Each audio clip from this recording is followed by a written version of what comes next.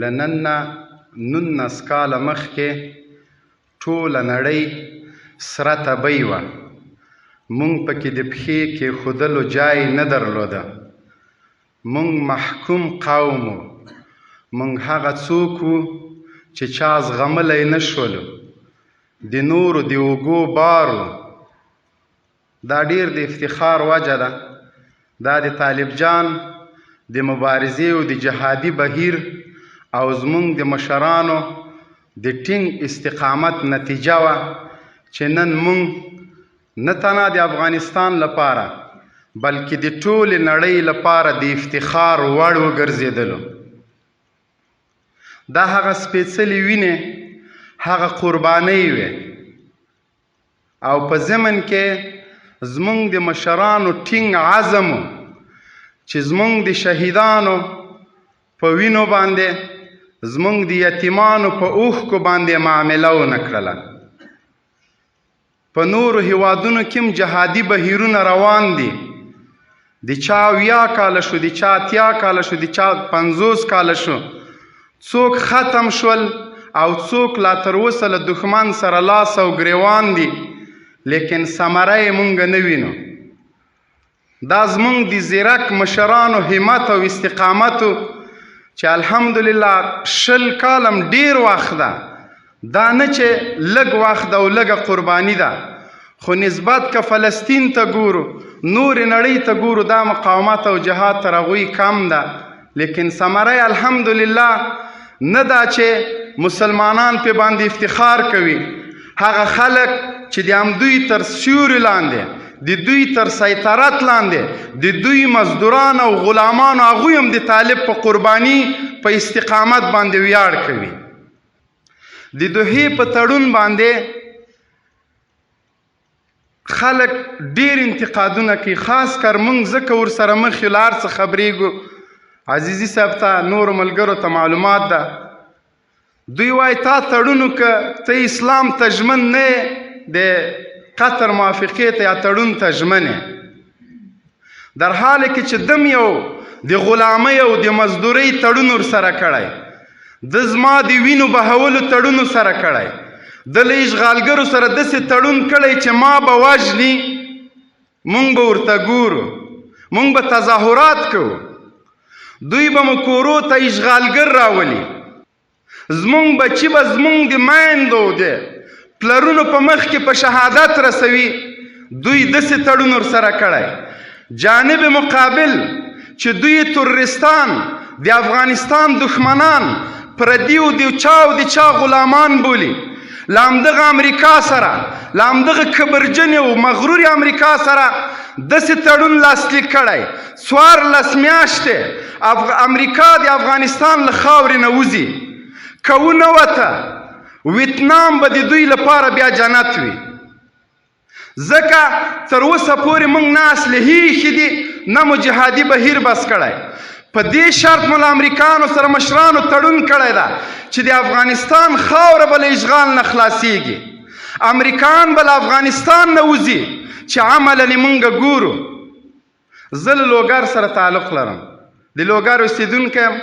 د خدر بیس د امریکایانو خوشې کړی ده.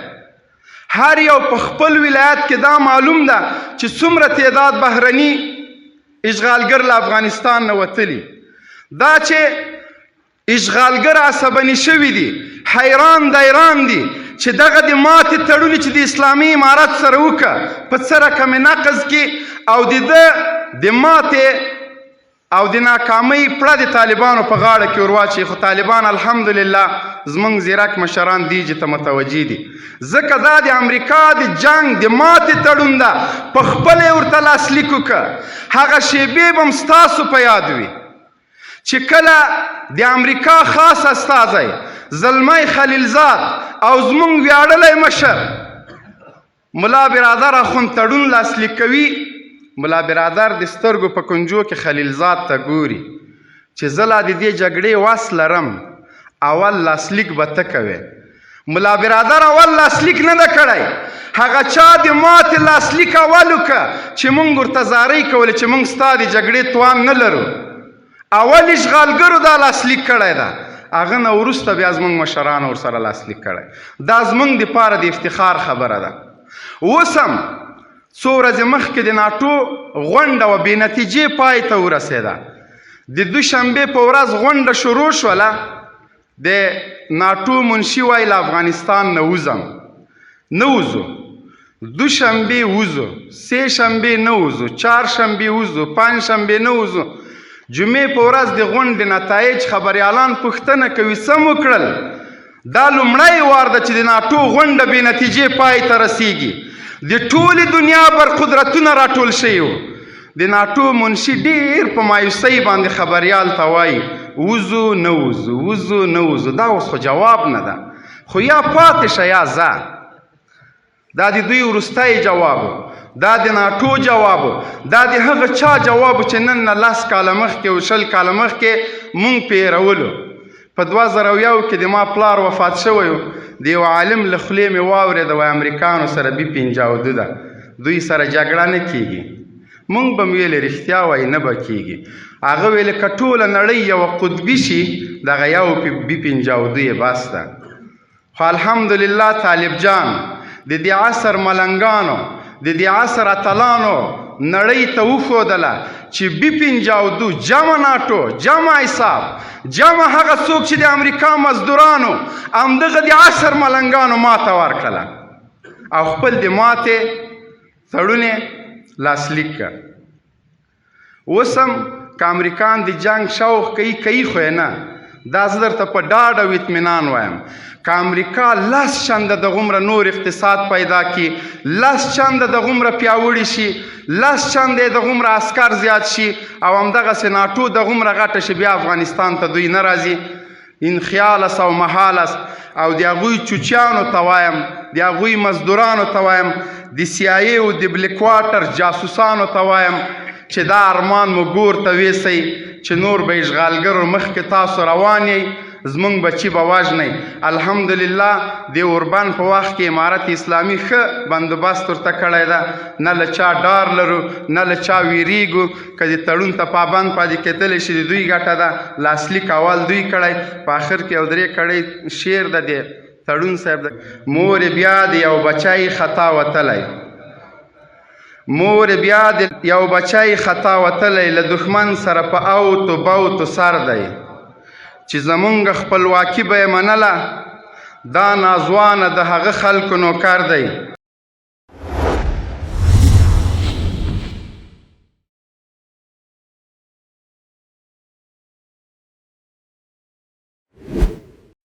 بیا ارتقا د او بریا طالب ګټل استقلال په هسکا غاړه دنیا طالب ګټل استقلال.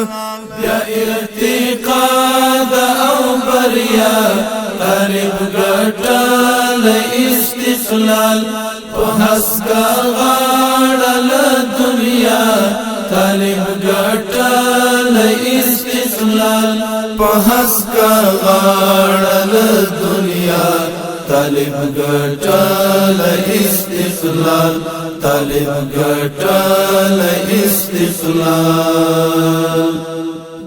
چې ګرځوي نن په نړۍ کږه پګړۍ هسکا غړۍ، چې ګرځوي نن په نړۍ کږه پګړۍ هسکا غړۍ. دا برکات دی د غزا طالب ګټل استقلال، دا برکات دی د غزا طالب ګټل استقلال.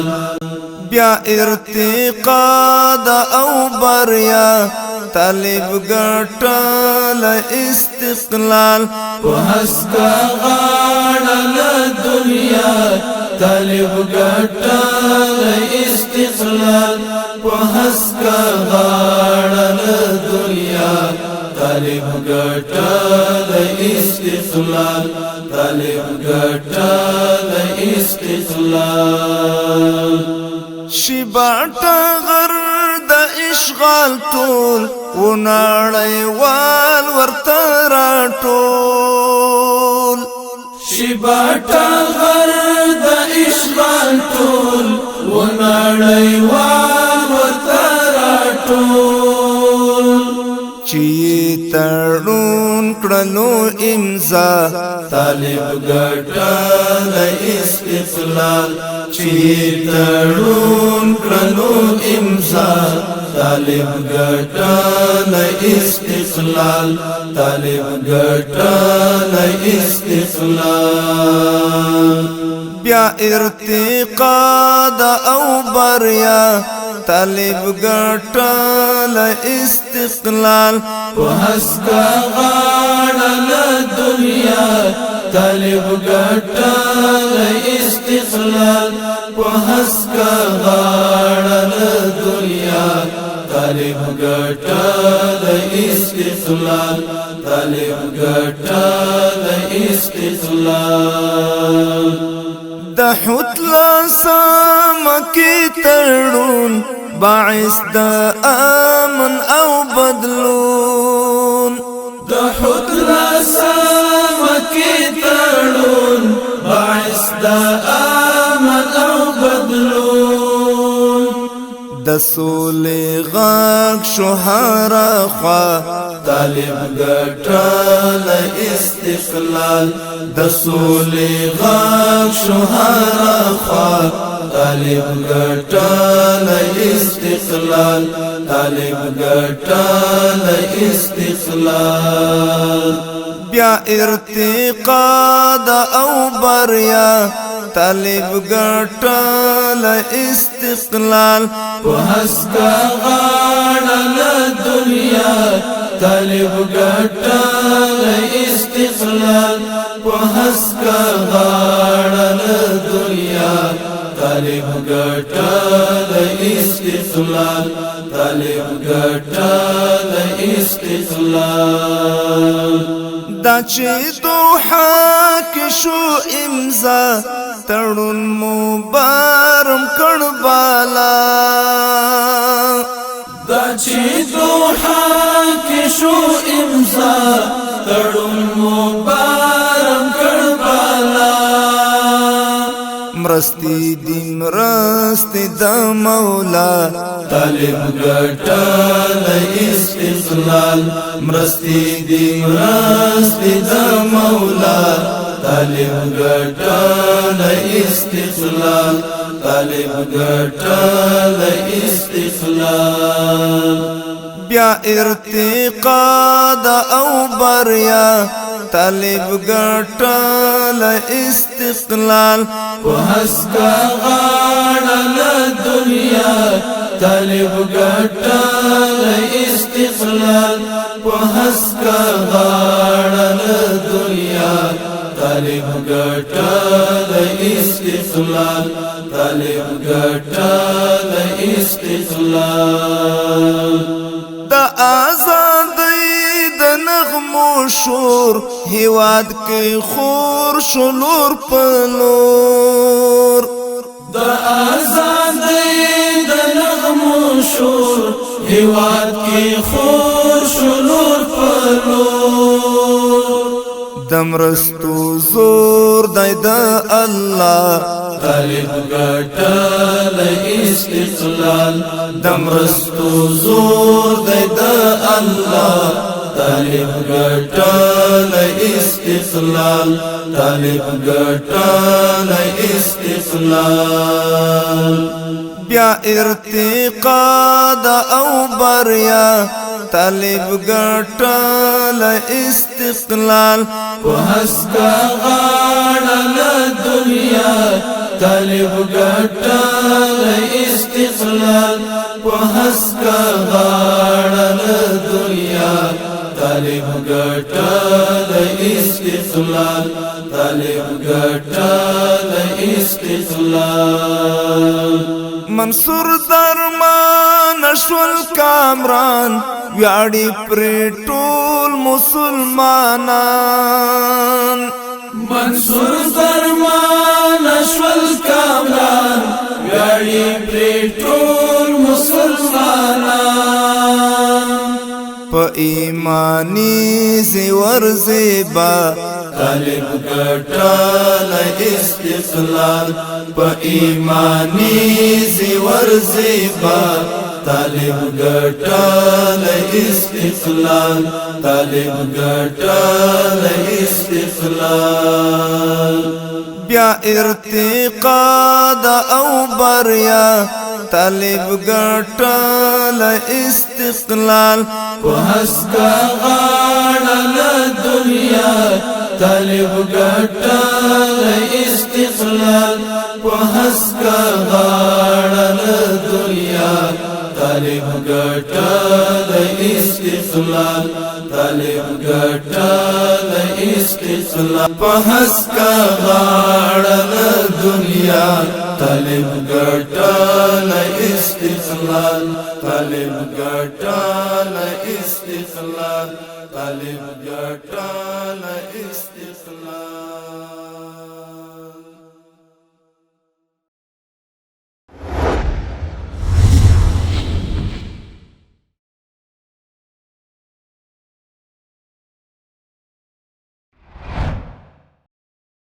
د دې تاریخي علمی او سیاسی مجلس درنو ګډونوالو ورونو السلام علیکم ورحمت الله وبرکاتہ.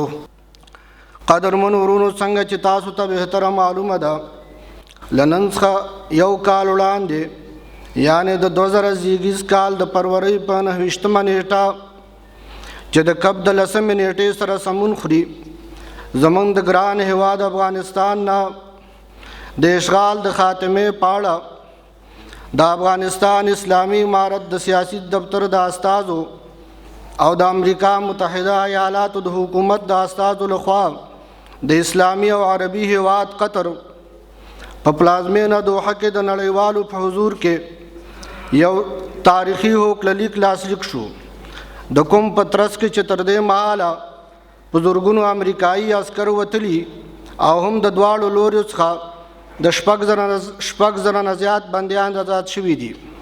یقینا افغان ولس لره یاد هوکړه له دې پلوه د ډاډ وړ وا او ده چې د زرګونو امریکایي عسکرو په وتو او د زرګونو بندیانو په آزادېدو سربیره د عمله په هیواد کې شپینی عملیات ودرېدل د ډرون بریدونه بند شول د افغانانو ترمنځ بین الافغاني مذاکرات هم پیل شول. البته افغان ولس په هغه مهال پوره ډاډ ترلاسه کړي چې کله د یادې هوکړې د ژمنې سره سم د روان 2021 زیږیز کال د مې میاشتې تر پایه د امریکایي عسکرو په ګډون هیواد کې ټول میشت بهرني ځواکونه د افغانستان تخلیه کړي او بیرته خپلو هیوادونو ته ستانه شي.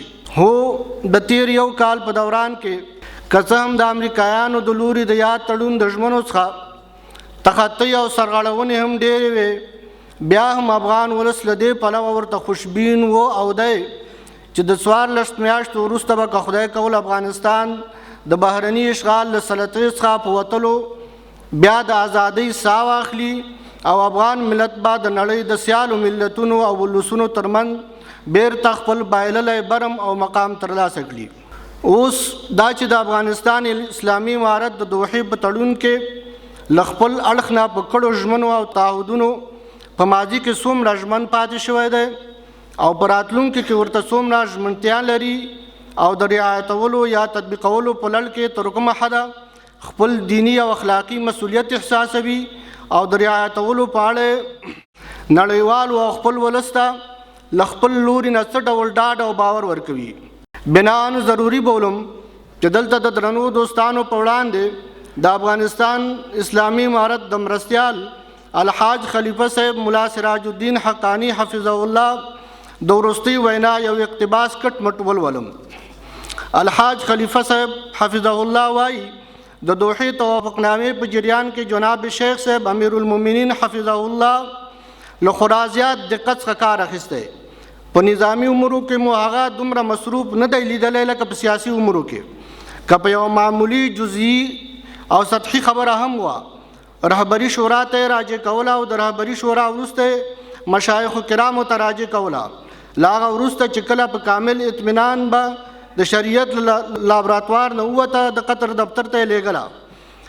او دا چې درګر د امریکایان د توافقنامې څخه سرغړونې کوي، مثلا په یو ځای کې چاپه اچولې او په بل ځای کې بمبار کړی دی. په دې اړه شیخ صاحب حفظه الله وایي موږ په شریعت منګلې لګولې دي. موږ ته د اسلام مقدس دین معتبر دی چې د اسلام په ټول تاریخ کې چیرته مسلمانانو معاهدې نه دي نقض او ماتې کړي، بلکې کفارو لومړی معاهدې نقض کړي او ورڅخه سرغړونې کړي دي. بیا هم که چیرې موږ د مجبوریت په وجه معاهده ماتوله نو په غدر او دوکه به یې نه ماتوو. څنګه چې ټوله دنیا مو د معاهدې لاسلیک کولو پر مهال راجمع کړې وه، هغسې به بیا نړۍ راجمع کړو. موږ به په دغو ټکو ورته ووایو امریکا له تا سره مو معاهده کړې وه، اوس چې تا ماته کړه زموږ لخوا هم د پلاني تاریخ څخه وروسته در سره ماته ده. محترم خلیفه صاحب وړاندې وایي حاصل دا چې په الحال شیخ صاحب حفظه الله ټولو مسؤلینو او قمندانانو ته دا هدایت او توصیه کوي چې د معاهدې کامل خیال او رعایت وساتي. خلیفه صاحب د شیخ صاحب حفظه الله له خولې دام وایي که موږ 10 ولایتونه په غدر یا دوکه فتح کړو دا زموږ لپاره کامیابي نه ده، ځکه چې الله تعالی پرې ناراضه کیږي او د اسلام او مسلمانانو تاریخ پرې داغدار کیږي. د پورتني اقتباس الفاظ د دې ښکارندوی دي چې د افغانستان اسلامي امارت د دوحې په تړون کې له خپل اړخ نه د ټولو کړنو ژمنو د لحاظولو او تطبیقولو په اړه ښه روښانه مسیر او معقول سیاسي دریځ لري او په دې لړ کې د اسلامي شریعت مزاج چې د عهد نقض نه زغمي نه یوازې په کلکه توګه رعایتوي بلکې ساتنه خپله دیني فریضه اخلاقي وجیبه هم بولي. هر چې د بل جهت یعنی د امریکا د متحده ایالاتو د حکومت دریځ دی تر دې مهاله که څه هم رسما سپینې ماڼۍ د یاد تړون د راتلونکي په باره کې واضح موقف یا دریځ نه دی ښکاره کړی. البته یو شمېر نړیوالې رسنۍ د بایډن ادارې چارواکو له خولې داسې راپورونه خپاره کړي دي چې ګواکې د امریکا د متحده ایالاتو نوی ولسمشر او د هغه حکومت غواړي د دوحې د تړون له سره بیا ارزونه او کتنه وکړي. لیکن ښکاره ده چې د افغان ولس مطلق اکثریت د دوحې په تړون کې هر ډول ترمیم او تغییر کول په افغانستان کې د جګړې او اشغال د غځولو په معنا تعبیروي او په ټوله منطقه او سیمه کې د نورو ناامنیو او بې ثباتیو د خورولو مردود جسارت او بد پیغام یې ګڼي. ولې پوهېږو چې ځینې مغرضې کړۍ او ګوډاګیان په هېواد کې د امنیت او ثبات ټینګښت خپلو شومو اغراضو لره د خطر زنګ بولي. هغوی له وړاندې څخه دې ته تیار په کمین کې وو او دي چې څو د جعلي دلایلو او پلمو په تراشلو سره د دوحې تړون لغوه کړي او په افغانستان کې د امریکایي ځواکونو د اشغال موده نوره هم وغځوي. خو د اشغال د مودې غځولو په اړه د افغانستان اسلامي امارت موقف واضح او جوت دی چې له افغانستانه د امریکا په ګډون د ټولو خارجي اشغالګرو ځواکونو وتل د دوحې د حقوقلیک اصلي روح او مهمه غوښتنه ده. ورونو موږ وینو چې یو شمېر رسنۍ د دروغو په خپرولو سره قصداً غواړي چې د دوحې تړون څخه د سرغړونو تورونه په اسلامي امارت پورې کړي. حال دا چې هغوی داسې شواهد او قرائن په لاس کې نه لري چې وښیي چیرې او کله د افغانستان اسلامي امارت د تړون څخه د تخلف مرتکب شوی دی. تاسو وړاندې واورېدل چې د تړون رعایتولو په اړه د امیرالمؤمنین شیخ صاحب حفظه الله دریځ قاطع دی چې د اسلام په ټول تاریخ کې چیرته مسلمانانو د معاهداتو په ماتولو کې لومړیتوب نه دی کړی. همیشه کفارو معاهدات نقض کړي دي او که کله ضرورت پیښ هم شو نو هیڅ کله به په غدر او دوکه کولو سره نه ماتو. پاتې شو دا که د امریکا نوی حکومت رښتیا هم د روان 2000 کال د مې میاشتې تر پایه خپل ځواکونه ونه باسي نو په پایله کې به امریکا څه ترلاسه کړي؟ آیا خپل شکست په بری باندې بدل کړی شي؟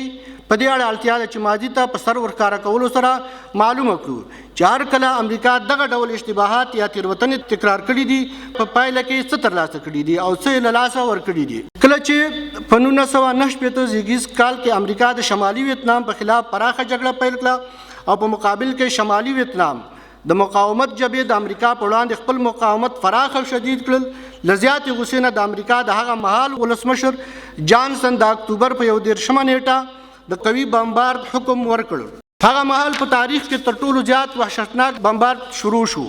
په جواب کې د ویتنام جنګیالیو هم په جوابي تندریزو بریدونو لاسونه پورې کړل او په امریکایي پوځیانو دومره دقیق او پرېکنده بریدونه ترسره کړل چې له ډاره د امریکایي پوځیانو مورالونه دومره پرېوتل چې هغوی به د جګړې د نوم اورېدو څخه هم ډارېدل.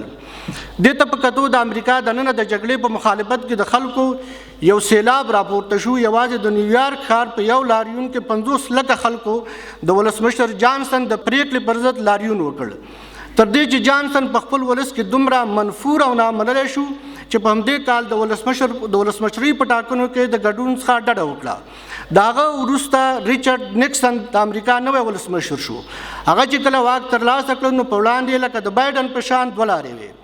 یوه لار دا وه چې د ویتنام څخه خپل ټول پوځیان وباسي او دوهمه دا وه که دی هم د جانسن په پیروۍ کې د جګړې لار غوره کړي. د لومړۍ لارې یعنې د پوځیانو ویستو په پرېکړه کولو کې اندېښنه درلوده چې څنګه لومړی امریکایي پوځي له ویتنام څخه ووځي، ورسره به د امریکا د نړیوال سوپر پاورتوب غرور مات شي او په نړۍ به د امریکایانو د واکمنۍ کولو خوبونه وتښتي. او د دوهمې لارې په غوره کولو کې ورسره د نورو تلفاتو او زیانونو د زغملو اندېښنه وه چې هسې نه امریکایان به نور تلفات ورکول ونه شي زغملی. بالاخر د اوږده سوچ او غور وروسته یې دوهمه لار یعنې د جګړې د دوام پرېکړه وکړه. ویتنام ته نور تازه دمې ځواکونه واستول، د بمباردونو سلسله یې نور هم زیاته او چټکه کړه، تر دې پورې چې یوازې د ویتنام په دوه مهمو ښارونو هانوی او های پونګ په 11 ورځو کې د 1 لک نه زیات بمونه استعمال کړل، د کومو مجموعه وزن چې په هیروشیما باندې د توغول شویو اتومي بمونو څخه 15 واره زیات و. دې ته په کتو ولسمشر نیکسن ویل دومره زیاتو بمونو د استعمال وروسته د کوم قوم ژوندي پاتې کېدل ناشوني دي او پاتې لا دا چې هغه د ازادي ترلاسه کړي. لیکن څومره چې امریکا په خپل وحشت او ظلم کې زیاتوالی کاوه هغومره په وړاندې ویتنام کې مقاومت پیاوړی او غښتلی کېده، تر دې چې په 1973 زیږیز کې د جنوري میاشتې په 20مه نیټه امریکا خپله ماتې ومنله او د خپلو پوځونو د ویستلو اعلان یې وکړل.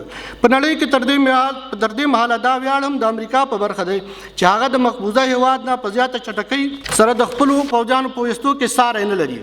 نو هغه مهال میلاد 2 میاشتې تېرې وې چې د 1973 زیږیز کال د مارچ په 29مه نیټه د امریکا وروستی پوځي کنډک په ډېره بدرنګۍ سره د ویتنام نه ووت.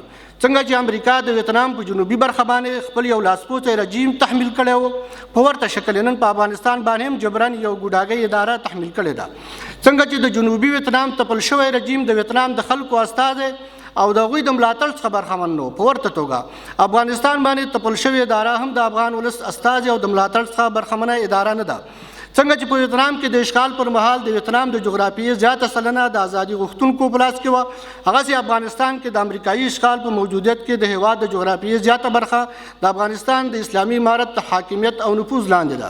څنګه چې د امریکا دننه د ویتنام جګړې په خلاف خلکو لاریونونه کول او د ویتنام څخه د پوځونو د ویستو غوښتنه کوله، نن هم د امریکا دننه د امریکایانو زیاته سلنه د جګړې د دوام مخالفت کوي او زر تر زره د خپلو پوځیانو د بیرته ورستنېدو غوښتنه کوي. ملګرو دلته یو بله نکته هم د پام وړ ده، هغه دا چې امریکا او نړیوال باید دا وفهموي چې د افغانستان معروضي حالات د نورې نړۍ سره څه چې د اسلامي هیوادو د سیاسي حالاتو او د هغوی د ژوندانه د اسلوب سره هم توپیر لري، ځکه دلته 40 کلنې جګړې افغانستان او افغانان د بیلابیلو ستونزو او مشکلاتو د زغملو سره روږدي کړي دي. که امریکا په دې تموي چې د فشارونو یا د جګړې په غځولو سره به افغانان نور د مقاومت زغم یا حوصله ونه لري، په مقابل کې به دوی بری ترلاسه کړي، دا د افغانستان او افغانانو د میلان تاریخ نه د دوی ناخبري ښيي. نو زموږ مشوره دا ده چې د افغانانو تاریخ دې له سره بیا ولولي. بله دا چې که واقعا نړیوال په افغانستان او سیمه کې امنیت غواړي، یا په بل تعبیر که امریکا او نړیوالو ته په افغانستان او ټوله منطقه کې امنیت ارزښت ولري او یا د ثبات او ټکاو سره علاقمندي ولري، نو بیا د کوم ځنډ پرته امریکا د دوحې تړون د ژمنو سره سم د روان 2000 زیږیز کال د مۍ میاشتې تر پایه خپل ټول پوځیان وباسي او د افغان ولس د ناپیلي ازادۍ، خپلواک ارادې او استقلال ترلاسه کولو احترام دې وکړي. دا چې افغانان د اشغال د پای وروسته د نورو ناخوالو او نادودو په کوم بل ګرداب کې کېنوځي، افغانستان کې یو داسې کامیاب او پیاوړي حکومت ته اړتیا ده چې هغه د افغان ولس د دین، فکر او عقیدې نه د دفاع کولو ترڅنګ د افغانستان ملي خپلواکۍ او استقلال ساتلو ته هم ژمنتیا ولري. هغه د افغاني فرګنو د عنعناتو او ملي ارزښتونو ته په احترام د افغانستان دننه د ملي وحدت د رامنځته کولو او د افغانستان د ارضي تمامیت د ساتلو اهلیت، صلاحیت او قابلیت ولري. اوس پوښتنه دا ده چې دومره اهلیت، صلاحیت او قابلیت څوک لري؟ ښکاره ده چې همهغه جهت یا لوری به د دې وړتیا، اهلیت، صلاحیت او قابلیت ولري کوم لوري چې په دوحه کې له امریکا سره د سولې هوکړلیک لاسلیک کړ.